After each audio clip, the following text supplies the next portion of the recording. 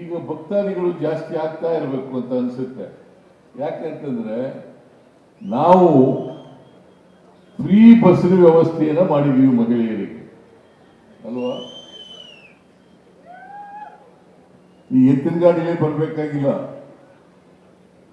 ಬಸ್ಗಳಲ್ಲಿ ಇದರಲ್ಲೇ ಎತ್ತಿದ್ದು ಕಾರ್ಗಳಲ್ಲೇ ಬರಬೇಕಾಗಿಲ್ಲ, ಟ್ರ್ಯಾಕ್ಟರ್ಗಳಲ್ಲೇ ಬರಬೇಕಾಗಿಲ್ಲ, ಟೆಂಪೋಗಳಲ್ಲೇ ಬರಬೇಕಾಗಿಲ್ಲ. ಎಲ್ಲ ಸರ್ಕಾರಿ ಬಸ್ಗಳಲ್ಲಿ ಹೆಣ್ಣು ಮಕ್ಕಳಿಗೆ ಉಚಿತ ಪ್ರಯಾಣ.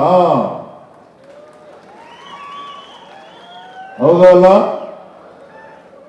ಕೈ ಎತ್ತಿ, ಹೆಣ್ಮಕ್ಳು ಎಲ್ಲೋ ಕಡಿಮೆನಾ? ನಿಮ್ಗೆಲ್ಲರಿಗೂ ಕೂಡ ಫ್ರೀ ಸರ್ಕಾರಿ ಬಸ್ಗಳಲ್ಲಿ ಫ್ರೀಯಾಗಿ ಪ್ರಯಾಣ ಮಾಡಬಹುದು. ಯಾರು ದುಡ್ಡು ಕೊಟ್ಬಿಟ್ಟು ಟಿಕೆಟ್ ಕೊಂಡ್ಕೋಬೇಕಾಗಿಲ್ಲ.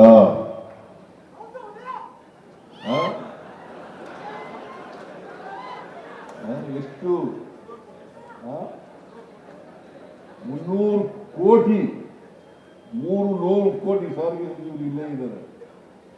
300 ಕೋಟಿ ಟ್ರಿಪ್ಗಳು. ಈಗ ಸ್ವಲ್ಪ ಜನನ 300 ಕೋಟಿ ಮಹಿಳೆಯರು ಈ ಕಾರ್ಯಕ್ರಮವನ್ನು ಜಾರಿಗೆ ಮಾಡಿದ ಮೇಲೆ ಫ್ರೀಯಾಗಿ ಎಲ್ಲ ಕಡೆ ಹೋಗ್ತಾ ಇದ್ದಾರೆ. ನೀವು ಎಲ್ಲಮ್ಮನ ದೇವಸ್ಥಾನಕ್ಕೂ ಬರಬಹುದು, ಧರ್ಮಸ್ಥಳಕ್ಕೂ ಹೋಗ್ಬೋದು, ಕುಕ್ಕೆ ಸುಬ್ರಹ್ಮಣ್ಯ ದೇವಸ್ಥಾನಕ್ಕೂ ಹೋಗ್ಬೋದು ಅಲ್ವಾ.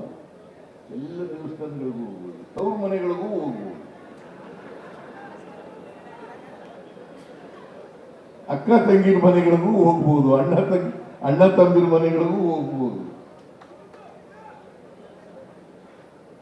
ಈ ರೀತಿಯಾಗಿ ಯಾವ ಸರ್ಕಾರನೂ ಕೂಡ ಮಾಡಿಕೊಟ್ಟಿರ್ಲಿಲ್ಲ. ನಾವು ಇದನ್ನ ಫ್ರೀಯಾಗಿ ಹೆಣ್ಮಕ್ಳಿಗೆ ಬಸ್ನಲ್ಲಿ ಪ್ರಯಾಣ ಮಾಡಲಿಕ್ಕೆ ಮಾಡಿಕೊಟ್ಟಿದ್ದೀವಿ. ಕಾರಣ ಯಾಕಪ್ಪ ಅಂತಂದ್ರೆ ಇವರು ಪ್ರವಾಸೋದ್ಯಮ ಕೇಂದ್ರಗಳಿಗೆ, ದೇವಸ್ಥಾನಗಳಿಗೆ, ಇತರೆ ಸ್ಥಳಗಳಿಗೆ ಹೋಗ್ಲಿ, ಮತ್ತೆ ಕಾರ್ಮಿಕರು ಅವರು ಕೆಲಸ ಮಾಡ್ತಕ್ಕಂಥ ಜಾಗಗಳಿಗೆ ಹೋಗ್ಲಿ ಅನ್ನೋ ಕಾರಣಕ್ಕೋಸ್ಕರವಾಗಿ ಮಾಡಿಕೊಟ್ಟಿದ್ದಾರೆ. ಇಲ್ಲಿವರೆಗೆ 2023 ಜೂನ್ 11ನೇ ತಾರೀಕು ಪ್ರಾರಂಭ ಆಯಿತು ಈ ಕಾರ್ಯಕ್ರಮ. ಇವತ್ತಿನವರಿಗೆ 3 ಕೋಟಿ ಅಲ್ಲ 300 ಕೋಟಿ ಮಹಿಳೆಯರು ಉಚಿತವಾಗಿ ಪ್ರಯಾಣ ಮಾಡಿದ್ದಾರೆ. ಹಿಂದೆ ಯಾವಾಗಲೂ ಮಾಡಿದ್ರ?